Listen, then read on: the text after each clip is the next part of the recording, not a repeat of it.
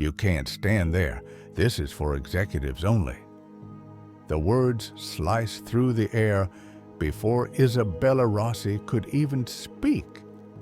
The receptionist didn't glance up from her tablet, didn't bother to ask for a name, didn't even consider that the black woman in a tailored white suit might actually be someone important. In her mind, Isabella was just another nobody.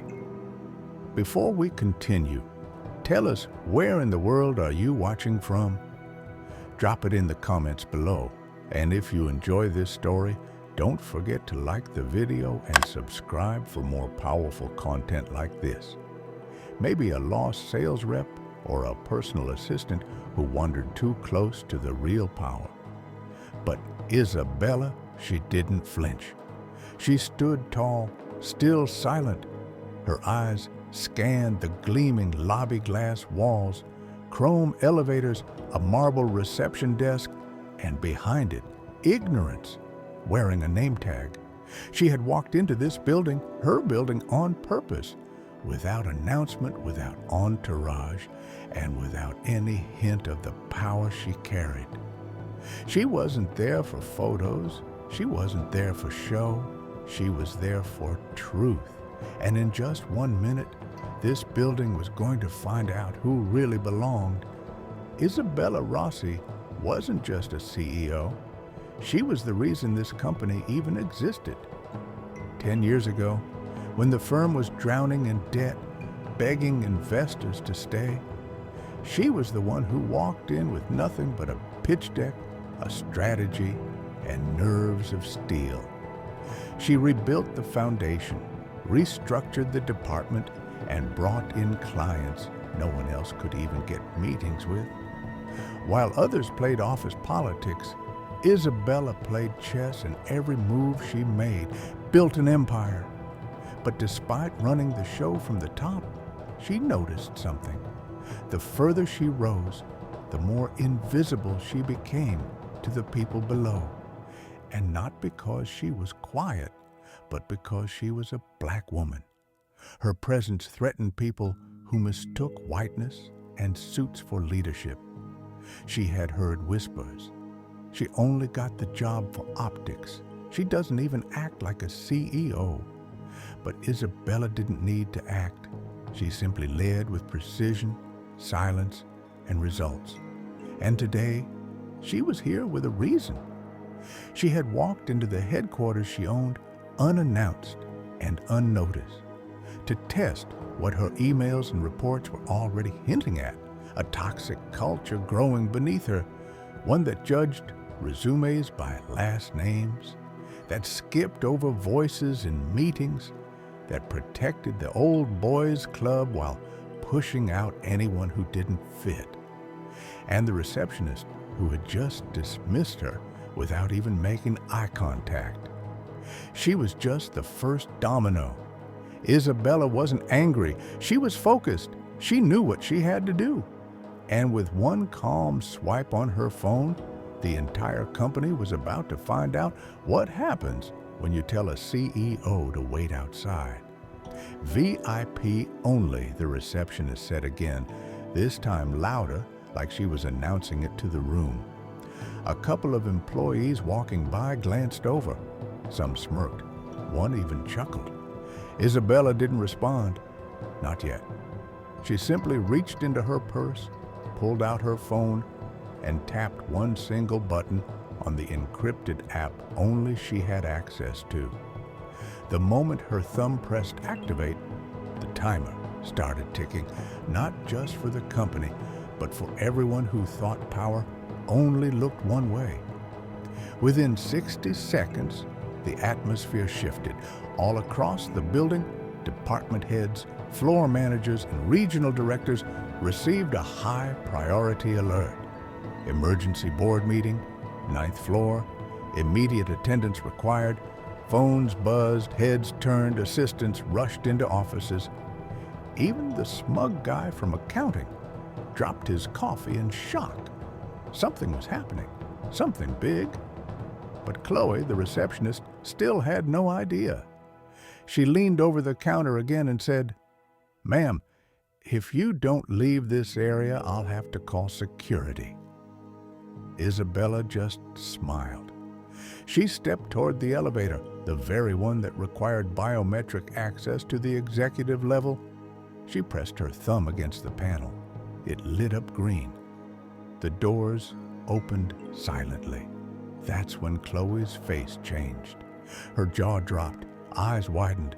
She stammered, "Wait, how did you?" Isabella looked over her shoulder and calmly said, "Next time, ask before you assume." And with that, she stepped into the elevator, leaving a stunned lobby in silence behind her. By the time she reached the 9th floor, the sharks were already circling, executives muttering in confusion, whispering about emergency meetings, some straightening their ties like soldiers awaiting inspection. But the moment Isabella walked through those glass doors, the whispers died. Because now they knew the woman they ignored, the woman they underestimated, the woman they tried to keep out of her own company, was here to clean house. That single tap on Isabella's phone wasn't just a signal.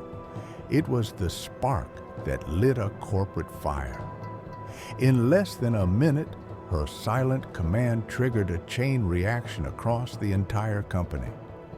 The executives didn't know it yet, but their time was already up. Board members started getting pinged with level 1 alerts. Department heads were pulled from meetings mid-sentence. Assistants scrambled, printers halted, and upper management Slack channels lit up with panic. Meanwhile, Isabella rode the elevator in silence, hands folded, heart steady. She had waited long enough. Months of watching discrimination get brushed under rugs. Weeks of seeing resumes accidentally misplaced. Days of reports being redirected from her desk to less sensitive eyes. And now, seconds away from impact, she wasn't just showing up as CEO. She was arriving as a reckoning. As she stepped into the boardroom, every eye turned. The men seated at the long glass table shifted in their seats. Some forced smiles. Some avoided her gaze. One dared to say, "We weren't expecting you today." Isabella calmly placed her bag on the table. "I know," she replied. Then she reached for the remote and clicked. The giant screen behind her lit up. Not with spreadsheets, not with quarterly projections, but with surveillance footage, real-time receipts. Her IT team, under strict NDA, had been collecting evidence for months.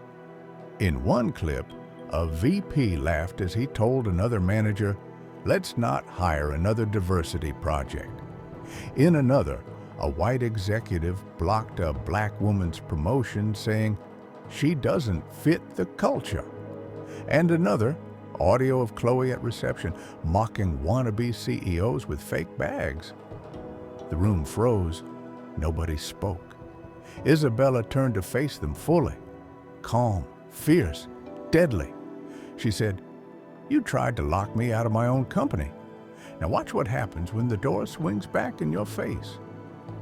The moment the first video played, a deadly silence fell across the boardroom.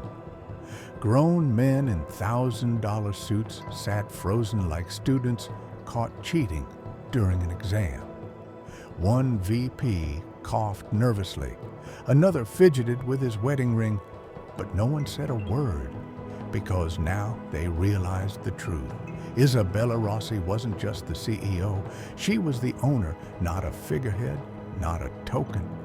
She held 51% of the entire corporation's shares through a silent holding company she built in secret during the company's early years. And thanks to an emergency clause buried deep in the corporate charter, one only she had access to, she had full legal authority to terminate the executive board without a vote. One director tried to speak. "Ms. Rossi, I think we can talk through." but she cut him off calmly, cleanly. You had months to talk. I gave chances. You wasted them. Then she opened a sleek black folder, flipped through several pre-signed letters, and began reading names. Richard Langdon, head of finance, terminated, effective immediately. Karen Wells, human resources director, terminated. Martin Cole, EVP of operations, terminated. Each name she read was like a thunderclap. Security officers, already pre-briefed, stepped in silently. No shouting, no violence, just clean removals. Boxes were handed out, devices collected. One by one, the people who had treated her like a background figure were escorted out by professionals trained to say nothing but, "This way, please." No one dared argue. They had underestimated the one person who built the walls they tried to lock her out of. She didn't yell, she didn't gloat. She just looked each person in the eye as if to say, "Now you see me." Within 15 minutes, over a dozen seats at the table were empty. The boardroom was quiet again, not out of respect, but out of shock. And Isabella, she sat down at the head of the table, crossed her legs and said, "Now, let's rebuild this company the right way."